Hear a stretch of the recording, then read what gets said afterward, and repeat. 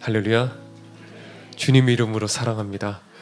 여러분들 이렇게 한 주 이렇게 뵙지 못하는데 얼마나 이렇게 보고 싶고 이렇게 함께 하고 싶었는지 여러분들 이 마음 여러분들 아십니까?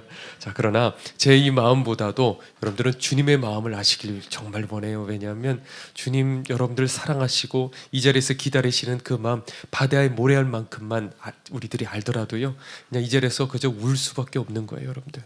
그래서 오늘 이 시간에 그 주님의 마음을 헤아리실 수 있는 오늘 예배 시간, 기도의 시간 되시길 간절히 축원합니다. 우리 박보영 목사님께서 많은 분들이 궁금해하는 거예요. 왜냐하면 왜 목사님은 산기도를 가고 무덤 기도를 갑니까? 자, 우리 공동체 사역자들에게 항상 강조하시는 게 사역자들에게, 그러니까 이 산기도를 가야 된다. 왜냐하면 앞으로 많은 사람들 앞에 이렇게 서게 되었을 적에도 긴장하지 않고 떨지 않고 이렇게 담력을 기를 수 있도록, 그리고 또 그곳에서 이제 영적 싸움을 하면서 기도하며 이 영적으로 단단해지기 위해서 사역자들에게는 이런 훈련을 기본적으로 시킵니다. 자, 그런데 문제는 어떤 사람은 아무리 사역자를 하더라도 절대 갈 수 없는 사람들이 있어요. 어떤 사람들이냐면 이 영적으로 쉽게 예민해서 공격당할 수 있는 것 같은 사람들. 집안에 어떤 무당이 있다든지 어떤 예민한 사람들이 있습니다. 그런데 오래전에 있었던 일인데 한 이 자매가 이 청년이었죠. 그런데 그 오빠들이, 전도사들이 다 이렇게 올라가니까 같이 정말 가고 싶었는데 박 목사님께서 너는 안 돼 그러신 거예요. 그런데 그걸 약속을 어기고 그리고 어느 날 산으로 같이 올라갔어요. 그래서 같이 이렇게 올라가는 그 순간 저 위에서 시꺼먼 그림자가 막 뛰어오더래요. 아차 싶어서 깜짝 놀라서 반대로 도망치려고 고개를 돌리는 그 순간에 그 시꺼먼 그림자가 이 아이를 덮쳐버린 거예요. 그리고 그때부터 이제 귀신이 이제 들리게 된 거예요. 그래서 눈이 딱 뒤집어져서 뭐라 그러냐면 얘 내 거야 그러는 거예요. 그러니까 이게 여잔데도 남자 목소리로 바뀌어버리는 거예요. 그리고 자꾸 산에서 자기를 부른대요. 그리고 자꾸 이렇게 두면 산으로 뛰어 올라가려고 그래요. 그래서 전도사님들이 그때 당시에 잠을 자지를 못하고 그리고 불침번을 24시간 돌아가면서 썼어요. 그런데 박 목사님이 그러시는 거예요. 사단이 너희들 생각까지 다 알아. 너희들 얕보고 있어. 그러는데 이 자매가 어느 날 이제 또 다시 이렇게 뒤집어 씌워진 거예요. 그러면서 한 청년을 보고 뭐라 그러냐면 넌 까만 돼지야 그러는 거예요. 그러니까 다 아는 거예요. 그 사단도 다 구분할 수가 있는 거예요. 자, 그런데 그때 당시에 가까이 가면요 악취가 나더래요. 말로 형용할 수 없는 그런 악취요. 그런데 그게 그냥 보통 사람들이 맡을 수 있는 게 아니라 박 목사님만 그 영적인 냄새를 맡을 수가 있었어요. 그래서 제가 그 얘기를 듣는데 물어봤어요. 목사님, 그러면 반대로 그러면 아름다운 향기를 내는 사람도 있습니까? 그랬더니 목사님 얘기를 해주시는데 처음 이제 방주교회를 이제 오셨어요. 그런데 어떤 한 분에게서 말할 수 없는 아름다운 향기가 나더래요. 그분이 누구냐면 여러분들 많은 분들이 보셨을 텐데 그 다락방 입구에 할렐루야 하시던 전도사님이요. 그분이셨어요. 그런데 이게 어떤 꽃향기도 아니고 어떤 세상적인 그런 향기도 아니고, 그런데 안수하면서 기도를 하셨대요. 그랬더니 사랑하는 내 딸이다 그러시더래요. 자, 그러면 우리들은 과연 어떨까? 하나님 보시기에 악취를 내는 나는 그런 사람일까? 아니면 아름다운 향기를 낼 수 있는 나는 그런 사람일까? 근데 그때 당시에 이제 방주교회에 처음 오셔서 이제 설교를 하시는데 눈이 이렇게 딱 열리더래요. 그때 당시 한 200명 정도 그 방주교회에 계셨을까요? 잘 모르겠는데 예배를 드리는데 눈이 열려서 그 중에 단 3사람만이 흰 옷을 입고 있더래요. 그리고 나머지 모든 사람들은 그렇지가 않았대요. 그래서 목사님이 충격을 받으신 거예요. 그래서 다리가 그 자리에서 풀려서 쓰러질 뻔했대요. 근데 그때 그 3명은 누구였냐면 제가 방금 얘기했던 바로 그 전도사님, 그리고 지금 이제 선교 그때 당시에 나가려고 하셨던 한 성도님, 그리고 또 다른 성도님. 그러면 여러분들 한번 생각해 보십시오. 거기에 있던 나머지 사람들은 자기가 흰옷이 아니라고 생각이나 했겠습니까? 그러지 않았겠죠. 당연히 나는 천국 갈 수 있는 구원받은 백성이라고 생각했겠죠. 나름의 은혜 받은 기억도 있을 거예요. 주님 만났다고 자신하는 사람들도 있었을 거예요. 그런데 구원은요, 내가 판단하는 것이 아니고 하나님이 판단하시는 거예요. 자, 그런데 더 무서운 건 뭐냐?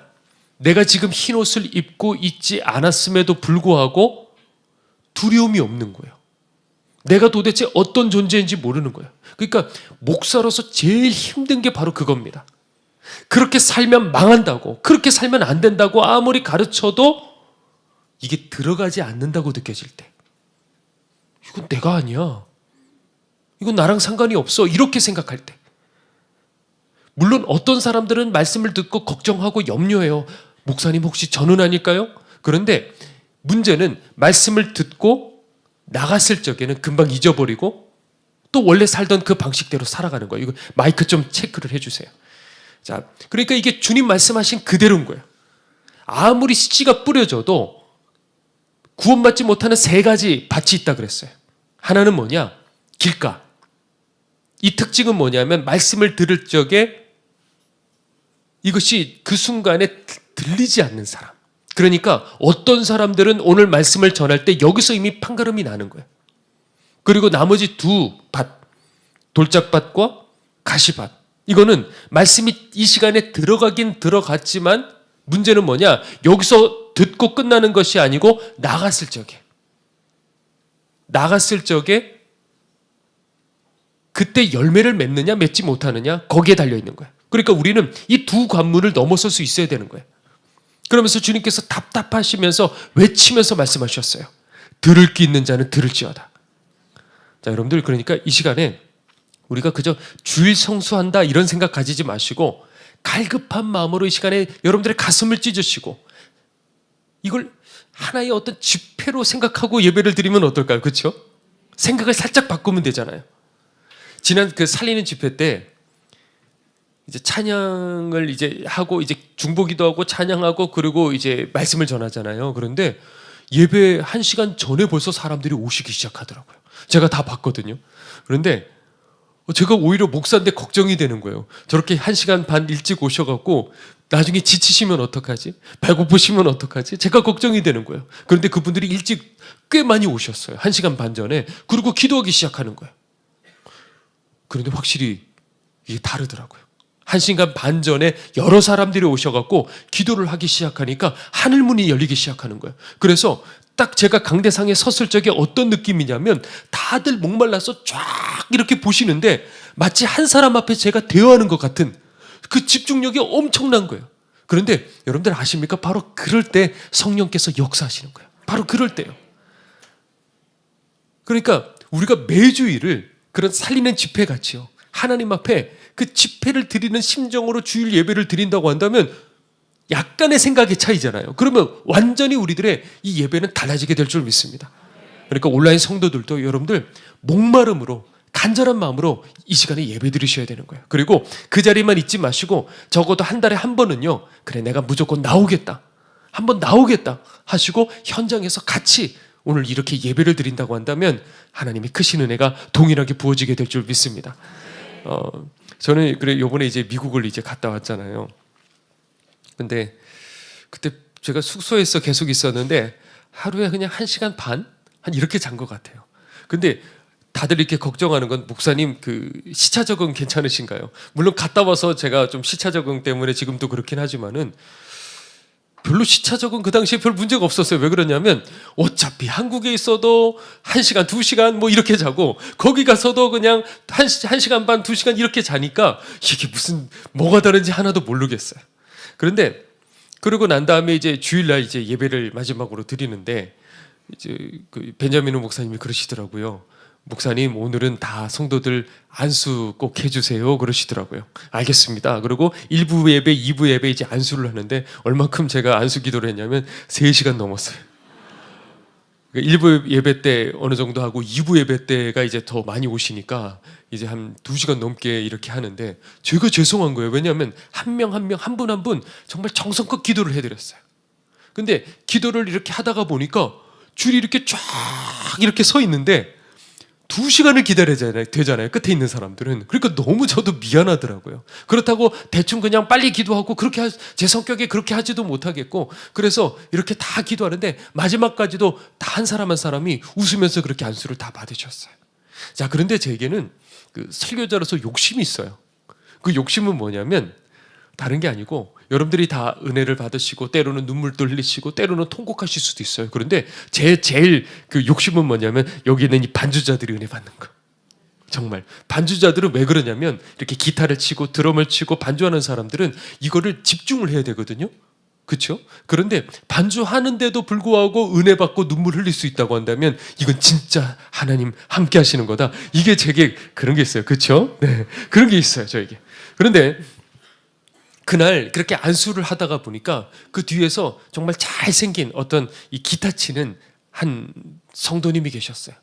그런데 제 앞에 딱 서시더니 눈물을 막 흘리시더니 목사님, 제가 오늘 말씀 듣고 자 이제 결단했어요. 제 인생에 제가 결단을 했어요. 그러시는데 얼마나 제가 감격이 되는지 모르겠어요. 자, 그러니까 여러분들 마찬가지 오늘 말씀을 이렇게 들을 적에 그냥 듣는 것이 아니고 좋은 땅은 뭐냐면 내가 반드시 결단할 거예요. 내가 반드시 회개할 거예요. 반드시 내가 앞으로는 그렇게 살 거예요 하고 결단하는 것. 그게 바로 좋은 땅인 거예요. 자, 그런데 그 좋은 땅은 거기서 끝나지 않고 뭐라고 됐냐면 인내하여 결실을 맺는다 그랬어요. 구원받는 사람, 천국에 이르는 사람은 뭐냐면 말씀을 들을 적에 하나님 내가 반드시 그렇게 살 거예요 하고 결단하는 거. 그리고 다른 하나는 뭐냐? 인내하여 어떻게 한다고요? 결국에는 열매를 맺는 거. 자, 그런데 많은 사람들이 오해하는 게 있습니다. 그건 뭐냐면 인생의 어떤 지점에서 은혜를 받고 내가 주님을 만나면 난 됐어, 난 구원받았어 하는 그런 겁니다. 자, 그런데 그게 여러분들 끝이 아니고 내가 주님을 만났다, 인격적으로 만났다, 내가 성령 받았다 그러면 그게 끝이 아니라 이제 거기서부터 시작인 거예요. 그래서 방금 말한 이 좋은 땅에서 뭐라고요? 그 말씀을 착한 마음으로 듣고 착한 마음으로 듣는다는 것은 내가 그대로 순종하겠습니다 하고 결단하고 그리고 인내하여 결실을 맺는다라는 것이죠. 거기까지 가는 것. 자, 그런데 지금 이 시대는 그만 이 인내가 빠져버렸어요. 사람들은 편안해지고 싶은 마음이 너무나도 강해요. 그러니까 굳이 애쓰고 자신을 희생하고 인내하고 이거를 찾아보기가 어렵습니다. 자, 그런데 우리들은 주님 말씀하시는 대로 우리들은 가야 돼요. 자, 우리가 주님 만나고 신앙의 여정을 시작했다고 한다면 천국 가기 위해서 반드시 넘어가야 될 두 가지 산이 있습니다. 그건 뭐냐? 하나는 이 세상에 자꾸 붙들리려는 이 내 강한 본성. 아무리 내가 은혜를 받고 아무리 내가 성령을 받았다 하더라도 계속 내 이 옛사람이 죽어요, 살아있어요. 아직 내 육신이 살아있는 한 이건 여전히 내 본성은 살아있단 말이에요. 그리고 또 하나는 뭐냐? 그 본성에 강하게 붙들고 끌고 내리려고 하는 사단의 역사. 이 두 가지가 우리가 반드시 넘어가야 될 산이라는 것이죠. 그러니까 인생의 어떤 시점에서 여러분들이 깊은 은혜를 받는다 하더라도 많은 비율로 결국에는 시간이 흐르면요. 결국 그 강한 본성에 중력이 이끌리듯이 그 강한 본성에 이끌려서 결국에는 원래 자리로 돌아버립니다. 근데 본인은 몰라요. 왜? 교회 다니니까. 은혜 받은 기억이 있으니까. 지금도 기도하고 있으니까. 본인이 어떤 상태인지를 모르고 그냥 그대로 가버립니다. 사단은요. 택하신 자라도 미혹하리라 그랬어요.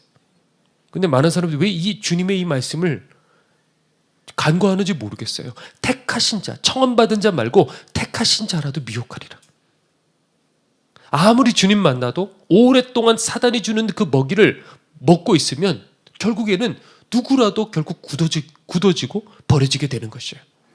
자, 그래서 오늘 본문을 통해서 어떻게 사람이 버려지는지 한번 하나님의 경고를 우리가 한번 들어봐야 될 것 같아요. 자, 오늘 본문은 저기 메소포타미아에 살고 있던 당대 최고의 그 이방 선지자였던 발람이라는 인물에 대한 얘기예요. 자, 이스라엘이 이제 출애굽을 했습니다. 그리고 이 요단 동편을 이제 점령을 했어요. 그런 다음에 이제 모압 차례가 되었는데 이 모압의 발락이라는 인물, 그러니까 오늘 헷갈리면 안 되는 게 발락이 있고 발람이 있어요. 이름도 발이에요, 그냥 발. 그런데 이 발락이 왕이 너무나도 두려운 거예요. 왜냐하면 이게 지금 보이는 숫자도 많은데 그 숫자가 두려운 게 아니라 그들 뒤에 누가 계시는 거예요? 하나님이 계시는 거예요. 그러니까 어떻게 저 많은 사람들이 광야에서 40년을 지낼 수 있을까? 어떻게 저 강력한 아말렉 족속을 저 사람들 아무런 무기도 제대로 없는데 이길 수 있었을까? 아, 그거는 저들 뒤에 있는 신 때문이야. 이거는 영적인 문제야. 이렇게 생각을 하고, 그렇다고 한다면 저 이스라엘과 저들 뒤에 보호해주고 있는 그 신과의 관계만 깨버리면 쟤네들은 다 허수아비야. 이렇게 생각을 했어요. 그러니까 안 믿는 사람들도 그렇게 생각하는 거예요. 자, 그 관계만 깨버리면 돼. 그렇게 해가지고 이 발람에게 그 먼 길을 가서 그 사신을 이제 보낸 거야. 그래갖고 그 자초지종을 다 듣고 난 다음에 그래, 그러면 잠깐 내가 기도를 할 테니까 잠깐 기다려보려고 그렇게 해가지고 이제 기도를 했어요, 이 발람이. 근데 그날 밤에 하나님께서 이 무당에게 나타나신 거예요. 참 이것도 대단해요, 그렇죠? 나타나셨어요. 그러면서 뭐라 그러시냐면, 너는 그들과 함께 가지도 말고 그 백성을 저주도 하지 마라. 왜냐하면 그들은 내게 복을 받은 민족들이다. 그래서 이 말씀을 딱 듣고 얼마나 무서웠겠습니까? 나 안 가겠습니다, 하나님. 그러고 난 다음에 그 왔던 그 사신들을 가라고, 나는 여기 관계하지 않겠다고 돌아가라고 했어요. 자, 그러면 여기까지 딱 끊어졌으면 됐잖아요, 그렇죠? 그런데 여러분들, 사단이 포기하겠습니까? 절대 포기하지 않아요. 이 발락이 포기하지 않고 이번에는 더 높은 고관들을 이제 보내가지고 이번에는 돈꾸러미를 쫙 내미는 거예요. 그리고 높은 자리를 주겠다 제안을 했습니다. 자, 그런데 발람이 이렇게 대답을 하죠. 아무리 내게 은금을 준다 하더라도 나는 하나님의 말씀을 어길 수 없다. 그렇게 말은 해놓고 뭐라 그러냐면, 하나님이 뭐라고 말씀하실지 내가 또 한번 기도를 해보겠다, 또 이렇게 얘기를 하는 거야. 자, 이미 아니라고 그랬잖아요, 하나님께서 첫 번째 응답에. 그러면 거기서 끝내야 되는 거예요, 여러분들. 근데 왜 또 물어보는 겁니까? 왜냐하면 내 안에 욕망이 있기 때문에 그래요. 타협하기 시작했습니다. 그래서 이제 그날 밤에 하나님께서 또 나타나셨어요. 그러면서 뭐라고 그러시냐면, 일어나서 함께 가라. 그러나 내가 너에게 이르는 그 말만 해야 된다. 자, 그러면 여러분들, 이 응답이 좋은 응답인가요? 좋지 않은 응답인가요? 지금 빗장이 하나 무너졌어요. 왜냐? 첫 번째 응답은 가지 마라 그러셨어요. 그런데 가라고 하셨잖아요. 가기는 가되 저주는 하지 마라. 그런데 이게 하나의 꽃이잖아요. 그러면 가라는 그 말씀만 귀에 들어오는 거예요. 아, 가도 되는구나. 이제 발람이 이제 기분이 좋은 거예요. 근데 그게 좋은 게 아니에요. 그러니까 여러분들, 자꾸 여러분들 기도를 할 적에 하나님 원치 않은 거예요. 이미 기도하기 전에 먼저 성경 말씀을 보고 점검을 해보는 거예요. 그러면 이게 하나님 기뻐하실 기도 제목인지 아닌지 이걸 먼저 체크를 해야 되는데 이미 내 욕망이 있는 거예요. 그러면 하나님이 가라 그러면 기분이 좋은 거야. 이게 바로 버려지는 첫 단계입니다. 타협하는 거예요. 자, 그렇게 해갖고 이 발람이 나귀를 타고 모압으로 갔어요. 가다가 이제 천사를 만났습니다. 천사가 어떻게 했어요? 칼을 딱 빼들고 발람을 죽이려고 이제 다가오는 거예요. 자, 어제는 가라 그래 놓고 오늘은 왜 죽이려고 하실까? 그렇죠? 자, 그런데 발람의 눈에 이게 보여요, 안 보여요? 천사가. 이 성경 읽어보셨죠? 보여요, 안 보여요? 안 보인단 말이에요. 그런데 누구 눈에 보여요? 나귀 눈에는 보인다고요. 그런데 나귀는 앞에 천사가 칼을 들고 오니까 무서워갖고 앞에 자꾸 안 가려고 그러고 발람은 보이지를 않으니까 화가 나갖고 애꿎은 나귀에게 계속해서 채찍을 때리는 거예요. 그러니까 하나님께서도 너무 답답하셨던 것 같아요. 그래서 이 나귀의 입을 여시었어요. 그러면서 나귀가 사람처럼 말을 합니다. 당신 왜 날 치냐고. 그만 치라고. 나 가기 싫다고. 막 이렇게 얘기를 하는데, 여러분들이 만약에 그때 발람이라고 생각을 해봐요. 그럼 어떻게 하시겠습니까? 지금 나귀가 말을 해요. 왜 나 치냐고. 그럼 여러분들 이거 어떻게 하시겠어요? 깜짝 놀라겠죠, 그렇죠? 지금 이게 비정상적인 상황이란 말이에요. 그 자리에서 무릎 꿇었을 것 같아요. 그런데 발람은 여전히 그 말을 들어도 성질이 나가지고요, 나귀랑 따지고 말싸움하고 있어요.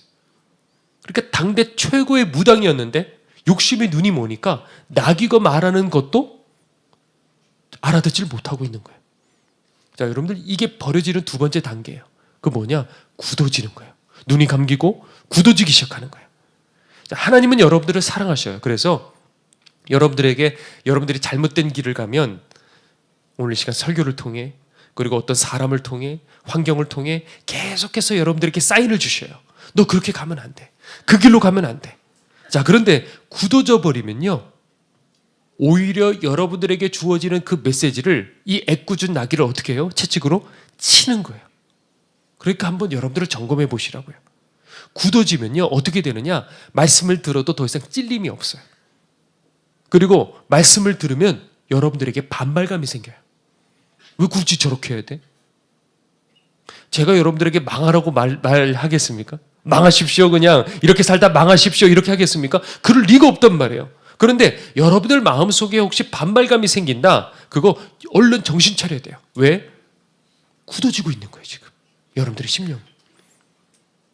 그러니까 여러분들이 만약에 지금 그 상태에 있는데, 제가 여러분들 기분 좋게 하는 설교, 거슬리지 않는 그런 설교만 한다고 한다면 어떻게 되겠습니까? 마치 당뇨병 환자에게 설탕물 주는 거랑 똑같은 거예요.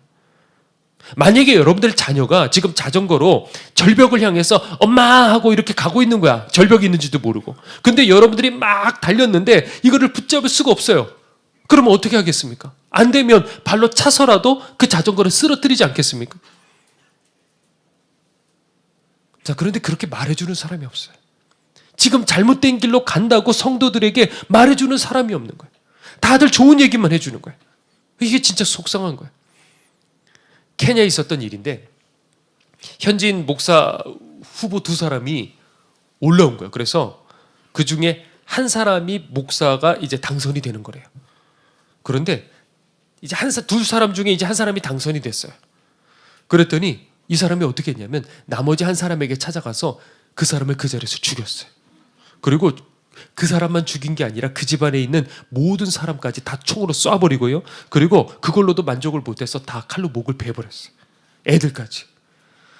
이게 도대체 무슨 원한이 있나 그랬는데 그게 아니고요. 이 사람의 생각은 뭐냐면 네가 감히 뭔데 후보로 나왔냐 이거야. 그런데 이게 거기 목사예요. 물론 다 그렇다는 건 아니에요. 그러니까 말이 목사지 샤머니즘도 따르고 그냥 이름만 목사인 거예요. 이게 진짜 어이가 없어요. 아니, 제 생각에 왜 목사가 될 때까지 성경 한 번도 제대로 읽지 않았나? 뭐가 주님 기뻐하시는 건지, 뭐가 저주받는 건지 그것도 모르나? 근데 가만히 생각을, 그 사람들을 보니까 그 사람들은 어떻냐면 이 추장이 되잖아요. 그러면 반대파를 잔인하게 다 죽여버린대요. 그런 습성이 있대요. 그러니까 목사가 됐어도 내가 추정이 된 거라고 이 사람이 착각을 한 것 같아요. 그러니까 우리가 이런 극단적인 얘기를 들어보면 경멸하게 되잖아요. 어떻게 저럴 수가 있을까? 목사가 되면 어떻게 저럴 수 있을까? 그런데 제가 곰곰이 그 얘기를 들었는데 공통점이 있는 거, 우리랑. 뭐가 공통점이냐? 그 사람은 지금까지 그 모습 그대로 목사가 되어도 똑같은 모습으로 살아간 거예요. 우리는 그런 극단적인 행동은 하지 않습니다. 그런데 우리도 마찬가지예요. 예수 믿기 전에 지금까지 살아왔던 그 방식 그대로 예수 믿어도 똑같이 살아가는 거예요. 많은 사람들이 그래요. 가치관, 태도, 생활 양식, 실제로 내가 교회 다니는 것 빼고는 달라지는 게 없어요. 그래서 작년에 어떤 통계를 봤는데 비기독교인과 기독교인 간의 그 차이점 했을 적에 교회 왔다 갔다 하는 거, 식사 기도하는 거, 술 마시지 않으려고 하는 거, 요 정도. 요거 빼고는 기본적인 모든 똑같은 거예요. 하나님보다 돈을 더 사랑하고 거룩보다 성공을 더 추구하고.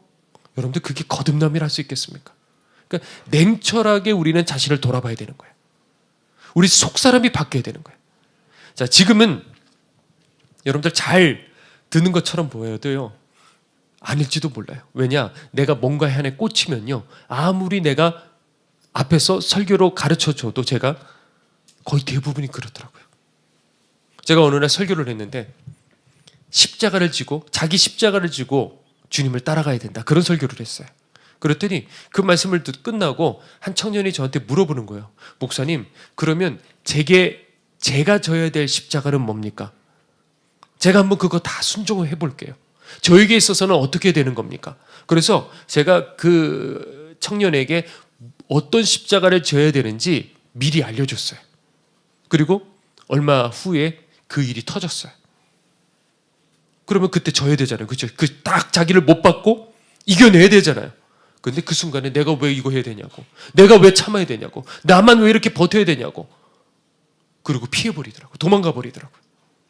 그러니까 아무리 미리 얘기해줘도 소용없다는 걸 알았어요. 가끔 물어봐요. 목사님, 저 알려주세요. 말해봤자 듣지 않는다는 걸 알아요. 그런데 한 번 그런 경우가 있었어요. 여기도 한 청년이었는데 제가 미리 얘기해줬어요. 유혹과 시련이 닥칠 거다. 견뎌야 된다. 그런데 정말 그 상황이 벌어졌는데 제가 봐도 이거는 견디기 어려울 것 같아요. 이거는 제가 봐도 어려울 것 같아요. 못 버틸 것 같아요. 그런데 그 사람이 뚝심이 있더라고요. 그거 끝까지 버텨내는 거예요. 여러 가지 미혹이 있고 여러 가지 어려움이 있는데 그걸 다 견뎌내는 거예요. 그리고 얘가 그렇게 얘기를 하더라고요. 목사님, 지나가고 보니까 그때 목사님 하셨던 말씀이 맞았어요. 버티고 보니까 여기 하나님께서 계셨어요. 그런 얘기를 하더라고요. 그런데 이 정도까지 하는 사람 제가 보기에는 청년 말고 장년 중에서도 거의 없다고 봐요, 저는. 여러분들도 이런 사람이 돼야 되는 거예요. 그때가 되면 사단이 딱 미혹하고 들어오기 시작하면 그럴듯하게 여러분들에게 다가오면 그냥 거의 다 무너져요. 결국에는 아무리 말씀을 듣고 은혜를 받고 내가 주님을 만났다고 생각하고 성령 체험했다 하더라도 사단이 한번 확 여러분들을 휩쓸고 가면 거의 다 휩쓸려 내려가 버리는 거예요. 그러니까 우리는 어떻게 되느냐, 내 판단을 믿어서는 안 되는 거야. 성경 지식이 쌓이고 신앙 경험이 쌓이면 어떻게 되느냐, 내가 뭔가 안다고 생각하는 거야. 자꾸. 바로 그때가 제일 위험할 때예요. 언제 자꾸 사고 나요? 내가 안다고 생각하는 그 순간, 내가 운전 잘한다고 생각하는 그때 바로 딱 사고가 나잖아요. 그러니까 그럴 때 어떻게 되느냐, 나를 부인하고 내 생각을 내려놓을 줄 알아야 되는 거예요. 이 발람이 이제 그 칼을 든 이 천사를 봤어요. 그리고 정신을 딱 차리고 싹싹 빈 거예요. 나 살려달라고. 그런데 천사가 뭐라고 말하냐면, 나귀가 만일 돌이켜서 나를 피하지 않았다면 넌 내가 벌써 너를 죽이고 나귀는 살렸을 거야. 그런데 발람이 얘기를 들었는데도 불구하고 왜 천사가 이렇게 나타나서 자기를 죽이려고 했는지 파악조차 하지를 못해요. 자, 이쯤 되면 보통 되돌아가야 되지 않습니까? 손 털어야 되지 않습니까? 여러분들 같으면 어떻게 하겠어요? 지금 모압 땅으로 가고 있는데 천사가 나타나서 죽이려고 했다고 한다면 여러분들 같으면 어떻게 하겠어요? 다시 고향으로 돌아가야 되지 않겠습니까? 그런데도 가는 거예요. 물론 가라고 했어요. 물론 저 같으면 근데 저는 그냥 안 가겠어요 할 것 같아요. 근데도 가는 거예요. 왜? 유혹이 있으니까. 그래서 갔어요. 가서 이 이스라엘을 무너뜨릴 꾀를 주잖아요. 그게 뭐였냐면 반반한 이 모압 여인들을 데려다가, 왜냐하면 이스라엘은 그 광야에서 있다가 보니까 이스라엘 여인들이 전부 다 그냥 40년 동안에 떼약편 맞아가지고 거목해 그냥 그슬렸단 말이에요. 그런데 뽀얀 이 모압 여인을 이렇게 보니까 이 이스라엘 남자들이 그냥 눈이 그냥 뒤집어진 거예요. 그래서 음란죄를 다 저질렀어요. 그래서 거기에 몇만 명의 사람들이 죽었단 말이에요. 여러분들 그 죄가를 어떻게 감당을 하겠습니까? 결국 이스라엘이 쳐들어왔을 적에 어떻게 됐습니까? 이 발람도 그 칼날에 결국에는 죽고 말죠. 그러니까 결국 그 성벽이 무너지는 그 순간에, 그리고 이 발람이 지옥의 그 문 앞에 서게, 그 낭떠러지게 떨어지는 그 순간에 이 발람은 무슨 생각을 했을까? 그래, 내가 그때 말렸을 때 그만둘 걸. 내가 처음에 응답받았을 적에 그때 내가 거기 멈출 걸. 그깟 자리가 뭐라고, 그깟 돈이 뭐라고. 여러분들 그 순간에는 아무것도 안 보이는 거예요. 남들의 미래는 다 보는 무덤 같지만은요, 정작 자기 미래는 보지 못하는 버려지는 사람이 되는 거예요. 이번에 이 미국에 갔을 적에 목사님께 얘기를 들었어요. 1940년 50년대 당시에 하나님께 강력하게 쓰임받았던 한 사람이 있었대요. 은사에 관한 한, 이분은 특별히 예언의 은사에 관한 한 이분을 능가하는 사람이 없을 정도래요. 어느 정도냐 하면 이미 그 전에 예언을 했는데 이 무솔리니, 히틀러 이런 사람들, 이 독재자들이 이미 나오기 전에 그 이름을 거론할 정도로, 그 정도로 예언하는 사람이었어요. 그리고 죽은 아이까지도 그 자리에서 살려내는 그런 은사를 가진 사람이었어요. 그때를 경험했던 그 나이 많은 미국 할아버지에게 얘기를 들었는데, 그때 당시에 이제 1950년대, 60년대 천막 집회가 이제 유행이었거든요. 그러면 그때 한번 그 집회를 열면 한 지역에 한 달 정도 강력하게 이렇게 은혜들이 있었어요. 그런데 이분이 한번 천막 집회를 하면 그게 야외인데도 이런 강력한 임재. 그래서 그 할아버지가 느끼기에 지금은 그런 거 없어. 지금은 그 시대 그런 임재를 느낄 수가 없어. 이렇게 손을 한번 휘저으면 뭔가 다 만져지는 것 같지. 이게 보통 실내에서 그럴 수 있지만 야외인데 그 넓은 그 공간 안에 하나님의 임재가 느껴질 정도였어요. 그런데 많은 은사 사역자들이 그 말년이 좋지를 못했어요. 이분도 마찬가지였어요.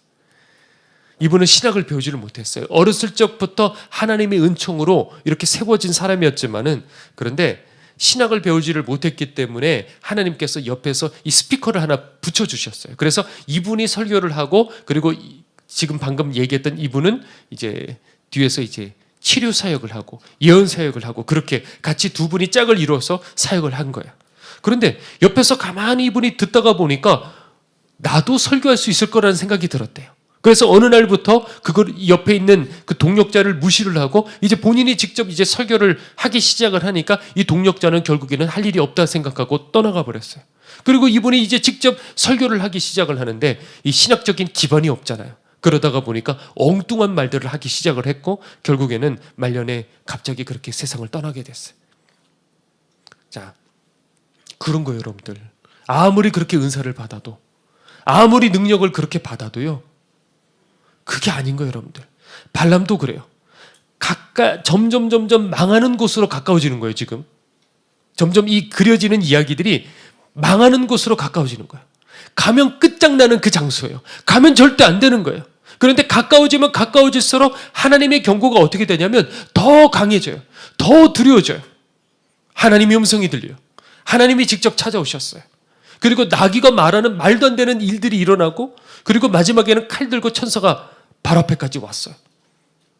점점 경고의 수위가 세지는데도 불구하고 그때마다 발람은 회개하는 것처럼 보이지만은 그 안에 욕망이 꺼졌어요, 안 꺼졌어요?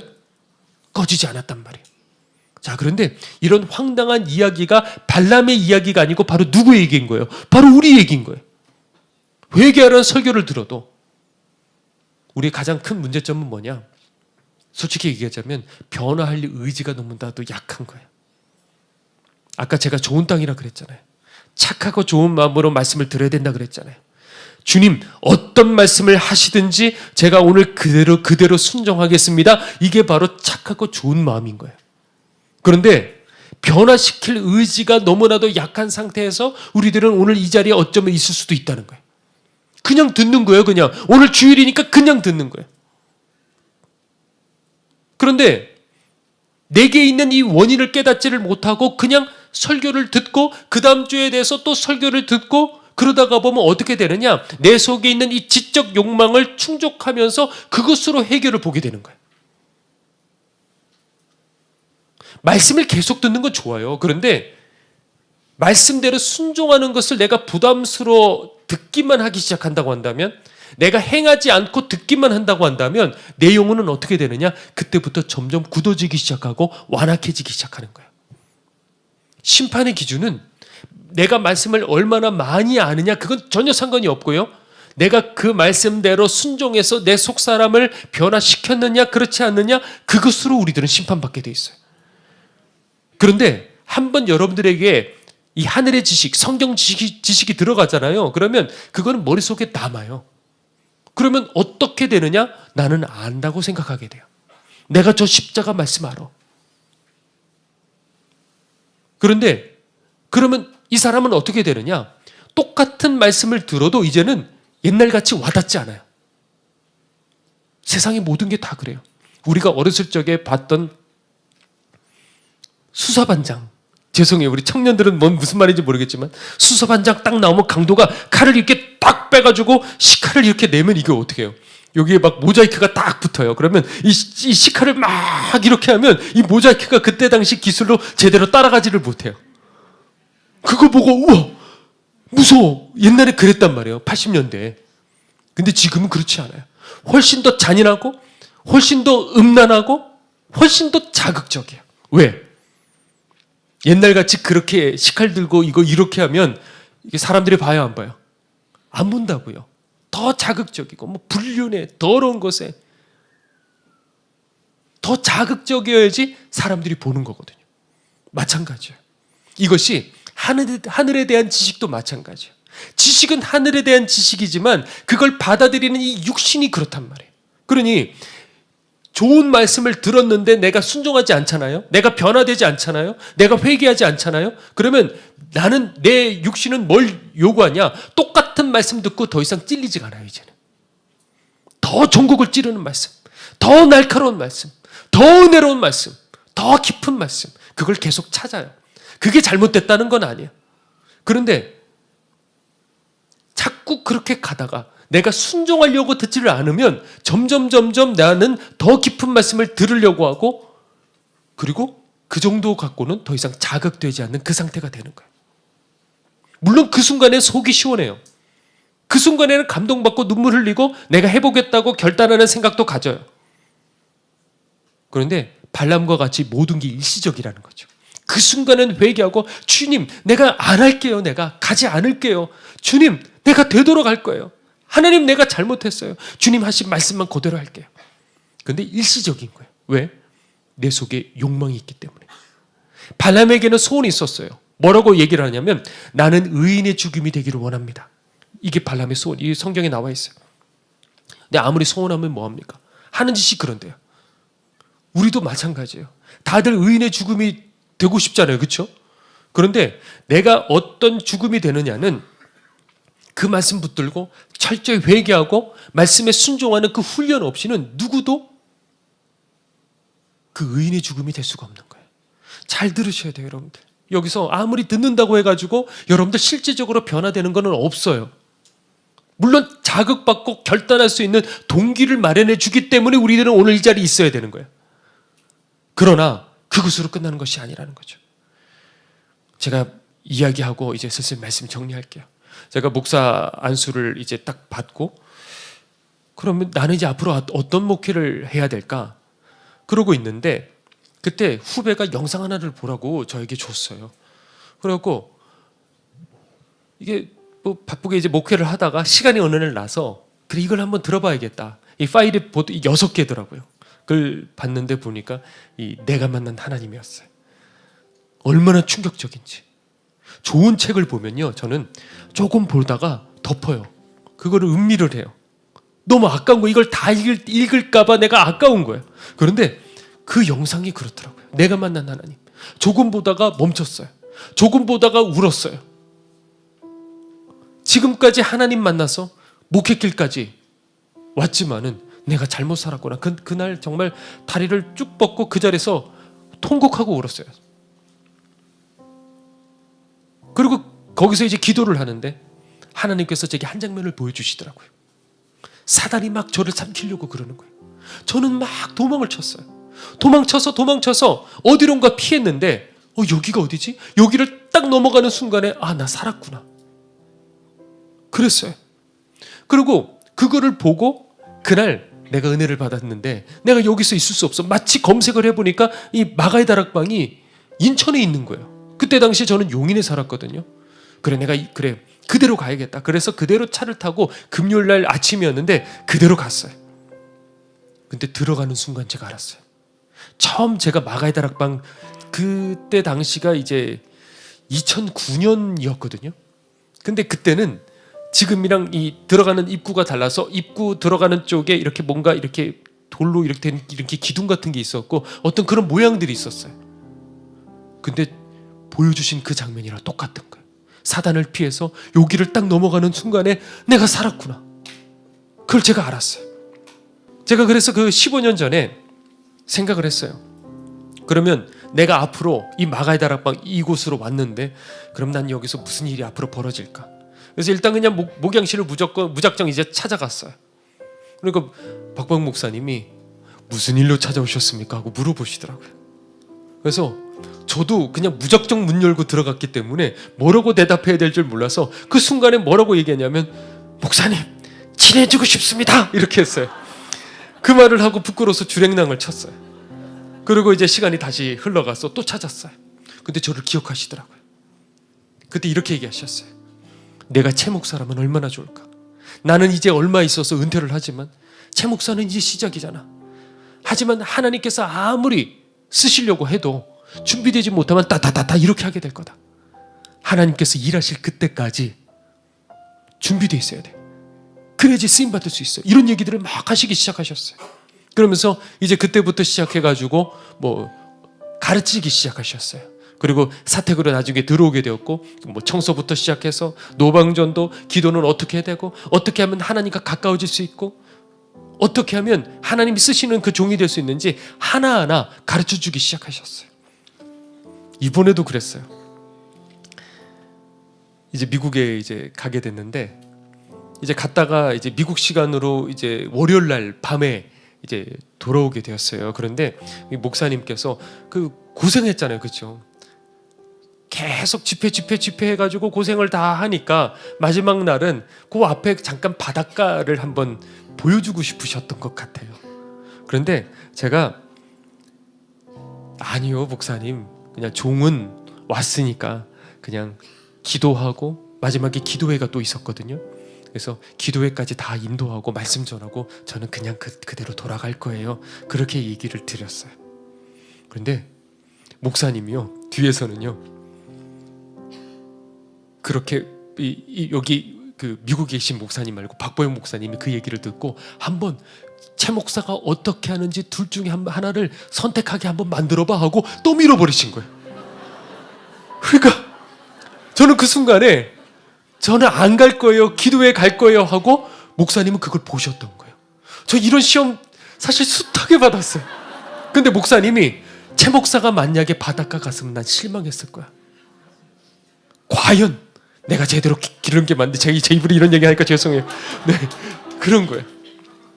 그래서 제가 그때 그러고 난 다음에 이제 그러고 그 얘기를 듣고 이제 미국을 갔잖아요. 그리고 이제 그 교회 바로 옆에 이제 숙소가 있었거든요. 숙소에서 나오지도 않았어요. 왜냐하면 괜히 나왔다가 그 목사님이 이제 그리고 말씀만 전해야 된다 그러니까 숙소에 나오지도 않고 1시간 반, 2시간 요 정도 자고, 그리고 그냥 숙소에서 기도하고 말씀 준비하고 기도하고 말씀 준비하고 말씀 준비 다 해놓고 새벽에 그냥 통째로 갈아서 또 준비하고 그것만 반복을 했어요. 왜? 목사님 다 보실까 봐. 네. 근데 그러시더라고요, 목사님이. 그게 떠오르더라고요, 그때. 뭐냐면 목사님이 예전에 제가 옆으로 새서 죄송해요, 갑자기 어느 집회를 이제 가셨는데, 이제 말씀을 전하시기 전인지 후인지는 모르겠지만은 거기에 있던 분이 이게 여기 다 안마하는 그런 데가 있어갖고 이분이 그쪽에는 최고인 거예요. 그래서 안마를 다 해주겠다. 그랬더니 목사님이 난 그거 안 받는다. 종은 말씀 전하러 왔기 때문에 그런 거 안마 같은 건 난 받지 않겠다 그랬더니 아니라고. 왜냐하면 기라성 같은 유명한 목사님들 다 여기 오셔갖고 말씀 전하셨는데 다 안마 받고 가셨다고. 이분도 받고 가셨다고. 저분도 받고 가셨다고. 그런데 아니다. 그게 기억이 나더라고요. 아, 이런 거구나. 이런 식으로 하나하나 이렇게 목사님께 테스트 받고 또 가르침 받고 시행착오도 거치고 많은 일들을 했어요. 근데 그 중에 하나였어요. 제가 동인천에 이제 처음 개척을 했는데, 그때 어느 날 이제 설교를 하고 있는데, 설교 끝나고 집으로 사택으로 돌아가니까 목사님이 그 얘기를 하시는 거예요. 하나하나 지적하시기 시작하시는 거예요. 목사님은 분명히 집에 계시고 지금같이 유튜브로 나오는 것도 아닌데 어떻게 다 하시지? 아, 이거 분명히 누군가 있구나. 그리고 그 다음부터 이렇게 찾기 시작하는 거예요. 제 관심사는 목사님 지적하신 그 내용이 아니라 누가 녹음했지 하고 이렇게 보고 있는 거예요. 근데 어느 날 반주자가 이렇게 예배 마친 직후에 제가 말을 이렇게 건넸는데 대답을 못하고 급하게 막 핸드폰을 막 누르고 있는 거예요. 보니까 아차, 반주자가 범인이구나. 그걸 알았어요. 그런데 그 반주자는 지금 사모가 됐어요. 그래서 그때 얘기하면서 지금도 웃고 그래요. 그런데 그러면서 그때 목사님 얘기하셨어요. 최 목사는 이렇게 한번 설교를 해봐. 그 설교를 녹음을 다 들으시고 이제 하나하나 저를 이제 지적하시기 시작하셨어요. 그런데 그 목사님이 하시는 그 방식대로 하려면 제가 지금까지 해왔던, 지금까지 차곡차곡 쌓아왔던 그 방식을 다 내려놔야만 했어요. 그런데 목사님이 그 얘기 저녁에 하셨던 그날 그 예배에도 사람들이 다 울었어요. 그냥 훌쩍훌쩍하는 그런 소리를 넘어서 막 엉엉하는 소리들이 그냥 거의 다 울었어요. 항상 그래 왔어요, 예배가. 근데 뭐가 잘못됐지? 다들 은혜 받고 있는데 이런 마음이 겉으로는 네 알겠습니다 했지만 내 마음속에 이만큼 있었을 것 같아요. 그런데 그거 내려놓고 목사님 말씀하시는 대로 제가 그대로 순종하겠습니다. 그리고 시키는 대로 그 다음 주 설교를 했는데 여러분들 어떻게 됐겠습니까? 그냥 은혜의 도가니탕이 될 줄로 알았겠지만은 완전히 폭삭 그냥 망했어요. 곤죽이 되어버렸어요. 죽을 쓴 거예요. 근데 그 다음 주도 그렇고 그 다음 주도 그렇고 목사님 말씀해 주신 대로 적용하기 시작하니까 완전 죽을 쓰기 시작하는 거예요. 설교가 느끼하게 짝이 없고 은혜도 없고 사람들은 멀뚱멀뚱 이러고 졸기 시작하고, 그래서 지금도 그때 당시 설교 원고를 보질 않아요. 근데 그때 목사님이 이렇게 얘기하시더라고요. 그때 예화로도 얘기하셨어요. 마가다락방에서. 타이거 우즈라는 사람이 있어. 그러면서 얘기를 하시는데 이 사람은 어렸을 적부터 골프의 천재적인 사람이어서 항상 이 대회를 나가면 1등을 휩쓸었대요. 그런데 어느 날 코치가 가만히 보고 이 타이거 우즈가 이 스윙을 하는데 보니까 이 기본 자세가 틀려먹은 거예요. 그래서 그거를 바꾸자고 해가지고 이 타이거 우즈가 그걸 다 내려놓고 기본기부터 다시 시작을 했는데 문제는 그때부터 시작해서 옛날에 그 성적이 나오지를 않고 바닥을 기기 시작한 거야. 무려 2년간. 그런데 2년이 지나고 난 다음에 이게 딱 자기 몸에 맞는 그 순간부터 이전보다 훨씬 더 이제 날개를 돋아 날아가기 시작했어요. 그러니까 내가 잘한다는 그 생각, 나는 알고 있다는 이 생각, 이거를 깨지 않으면 우리들은 어떻게 되느냐? 원래 그 모습 그대로 살아가는 거예요. 그냥 주일날 와서 예배드리고 나는 신앙생활 잘하고 있다는 그 생각에 갇혀서 그렇게 살아가는 거예요.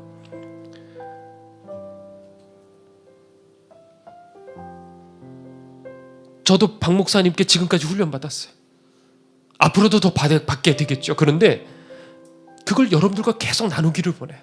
설교를 통해서 주님께서 알려주신 것, 성령께서 직접 알려주신 것들, 그런 것들이 제 속에 다 들어와서 이 속에 있어요. 이거를 성령께서 이렇게 알려주셨는데 이거 말고 여러분들에게 설교를 통해서 다 녹여가지고 여러분들에게도 나눌 거예요. 그러면 여러분들도 그냥 듣는 것에서 하지 마시고 오늘 들은 그 말씀들을 하나하나 여러분들에게 적용하셔서 내 삶에 구체적으로 실천하고 나를 십자가에 못 박고 훈련해 나가셔야 된다는 거죠. 좋은 땅은 뭐라고요? 인내로서 결실을 맺는다 그랬어요. 제일 무서운 건 뭐냐?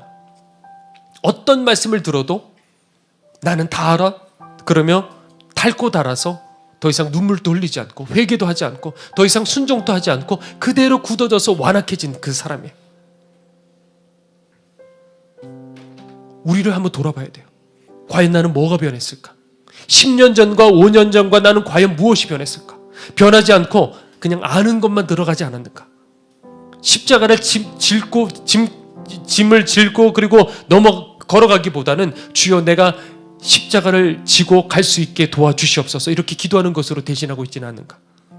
사단은 여러분들 절대 호락호락하지 않아요. 여러분들의 욕망과 이 죄를 붙들고 계속해서 여러분들을 길들여 가고 있어요. 더 그리로 가라고. 이번에 한 성도가 오늘 광고한 것처럼 소천을 하셨어요. 복음에 목말라서 이곳을 찾아왔는데 이분은 처음 만났을 적부터 암으로 죽어가고 있었어요.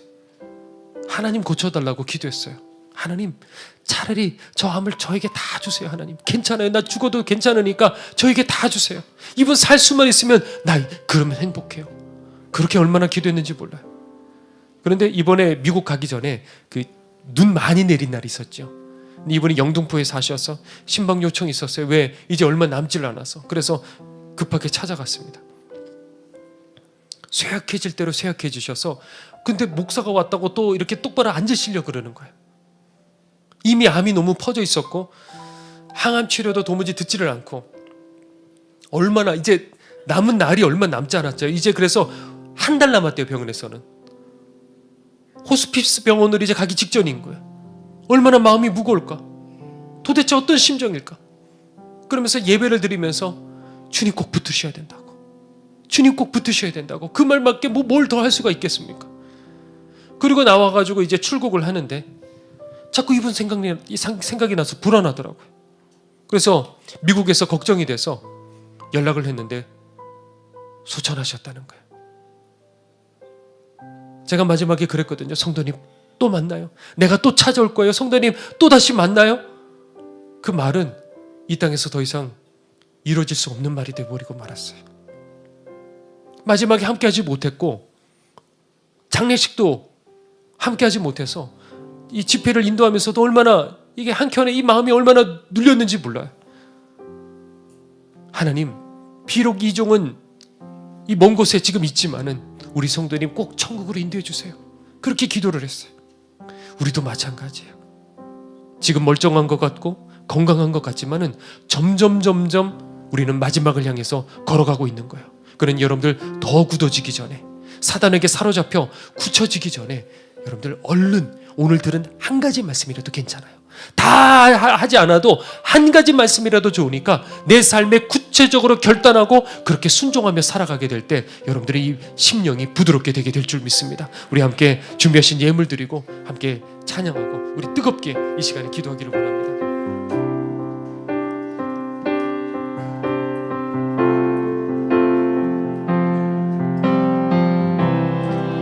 언제나 내 모습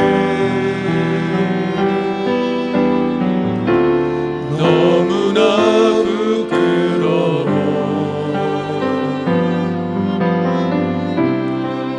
무릎으로 주님께 기도로 가오니 나 홀로 서 있는 죽은 내 영 깨우사 주님만 나를 세워 내 영 살게 하소서. 주님 내 안에 주님 내 안에 주님 내 안에 내 안에 계시고 주님 내 안에 주님 내 안에 나를 세워주소서. 언제나 내 모습 언제나 내 모습 너무나 부끄러워 무릎으로 주님께 기도로 가오니 나 홀로 서 있는 죽은 내 영 깨우사 주님만 나를 세워 내 영 살게 하소서. 주님 내 안에 주님 내 안에 내 안에 계시고 주님 내 안에 주님 내 안에 나를 세워주소. 주님 내 안에 주님 내 안에 두 손 들고 찬양하겠습니다. 주님 내 안에 내 안에 계시고 주님 내 안에 주님 내 안에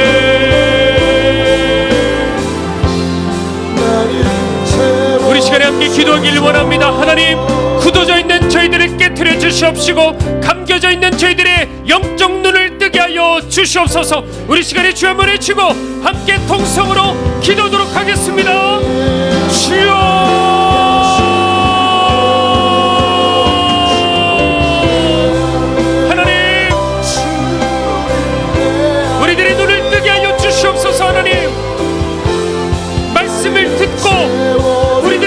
순종하지 않는다고 한다면 우리들은 점점 굳어지고 완악해질 수밖에 없습니다. 어떤 말씀을 들어도 더 이상 자극되지 못하고 어떤 말씀을 들어도 더 이상 눈물 흘리지 못하는 우리들이 거기까지 가기 전에 하나님 순종하게 하여 주시옵소서. 열매 맺게 하여 주시옵소서. 하나님 기회가 주어졌을 적에 우리들은 그렇게 살아야만 합니다. 하나님 어느 순간에 그저 하나의 예배가 되어버리고 습관이 되어버리고 그저 내 속에 영적 지식을 쌓는 것으로 만족해버리는 버려진 사람이 되지는 않았습니까? 회개하라는 말씀을 들어도 내 속에 강한 욕망과 싸우지 않았기 때문에 점점 더 발람과 같이 망하는 그 길, 지옥 가는 그 길 점점 더 가까워짐에도 불구하고 내 욕망을 꺼뜨리지 못하고 싸우지 못하고 회개하지 못한다고 한다면 하나님 아무리 말씀을 들어도 오히려 완악해질 뿐인 것입니다. 주님 이 시간에 깨닫게 하여 주시옵소서. 이 시간에 눈을 뜰 수 있게 하여 주시옵소서. 돌이켜야 됩니다. 하나님 이 시간에 돌이킬 수 있게 하여 주시옵소서. 하나님 그저 하나의 설교를 듣고 예배 본 것으로 만족한다고 한다면 오히려 믿지 않은 자들보다 더 완악해져 바리새인들과 같이 외식하며 그 속이 평토장한 무덤과 같아서 온갖 신체 썩는 냄새로 가득한 우리들은 그 상태가 되어버리지 않았습니까? 주님 눈을 뜰 수 있게 해주시옵소서. 회개의 영을 부어주시옵소서. 결단해야 됩니다. 훈련하며 살아가야 됩니다. 하나님 나의 생각을 꺾고 지금까지의 고정관념을 깨고 지금까지 아무리 신앙생활 잘한 것 같다 할지라도 그 모든 것들을 내려놓고 철저히 나를 훈련시키지 않으면 하나님 아버지 우리들은 변할 수가 없습니다. 주님 이 시간 이끌어 주시옵소서. 하나님 우리들의 심령을 이 시간 열어 주시옵소서. 하나님 우리들의 두 눈을 이 시간 뜨게 하여 주시옵소서. 그래서 하나님 성령이시여 오늘 우리들 가운데 임재하여 주시사 잠든 우리들의 심령을 깨어나게 하여 주시고 이 시간 우리들 속에 더러운 죄들과 욕망들이 다 드러나 하나님 철저히 버릴 수 있는 하나님 회개의 영이 이 시간 우리들을 사로잡게 하여 주시옵소서. 주님 거듭나길 원합니다.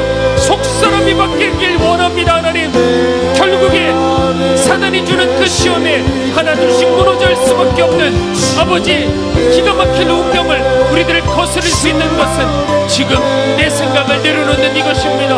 하나님 역사하여 주시옵소서. 깨닫게 하여 주시옵소서. 하나님 우리도 우리들 심령 속에 영적인 암이 도사리고 있어서 하나님 지금은 멀쩡히 건강한 것 같이 보일지라도 이 육신은 결국에는 병들고 늙고 죽을 수밖에 없는 것입니다. 우리들이 그 심판대를 향해서 지금도 한 걸음 한 걸음 가까이 다가가고 있는데 하나님 왜 우리들의 영혼은 깨어나지를 못하고 있는 것입니까? 그저 예배만 드리고 지식으로 쌓고 내가 이런 말씀을 알아, 내가 이런 십자가의 가르침들을 알아, 하나님 이것이 그만 자랑이 되어버리지는 않았습니까? 그러나 우리들이 그렇게 살지 않는다고 한다면, 내가 그 인생이 되지 않는다고 한다면 하나님 나는 그것과 전혀 상관없는 인생이 되는 것입니다. 주여 오늘 시간 잠자는 우리들의 두 눈을 뜰 수 있게 하여 주시옵시고 굳어진 우리들의 심령이 시간 성령의 검으로 깨어지게 하여 주시사 작은 것 하나라도 좋으니 이제는 내 고정관념 다 내려놓고 이제 하나님 말씀대로 나를 쳐서 하나하나 훈련해 나가며 결국 내 욕망을 지키기며 하나님 아름다운 열매를 맺을 수 있도록 주여 반드시 역사하여 주시옵소서. 오늘 시간 주님 앞에 우리들의 귀한 예물 올려드립니다. 지금도 하나님 죽어가고 있는 많은 영혼들, 아버지 쓰러져가고 있는 많은 영혼들 회복시킬 수 있는 귀한 예물이 될 수 있게 하여 주시사 주님의 손길이 되게 해주시고 주님의 능력이 되게 하여 주시옵소서. 하나님 경제적인 환파 속에서 어쩔 줄을 모르는 주의 성도들을 기억하여 주시고 오늘 이 자리에 육신적인 아픔과 정신적인 고통으로 쓰러져 있는 영혼들을 주님께서 긍휼히 여겨 주시사 오늘 시간 나사렛 예수 그리스도의 이름의 능력으로 치유하여 주시고 회복시켜 주시고 하나님 만날 수 있게 하여 주시옵소서. 지금은 우리를 위하여 십자가에 달려 돌아가신 예수 그리스도의 은혜와 하나님의 크신 사랑과 성령님의 함께 하심이 오직 주의 말씀대로 나를 십자가에 못 박고 따라가기를 원하는 주의 모든 백성들 머리 위에 지금부터 영원토록 함께 하옵시기를 간절히 축원하옵나이다. 아멘.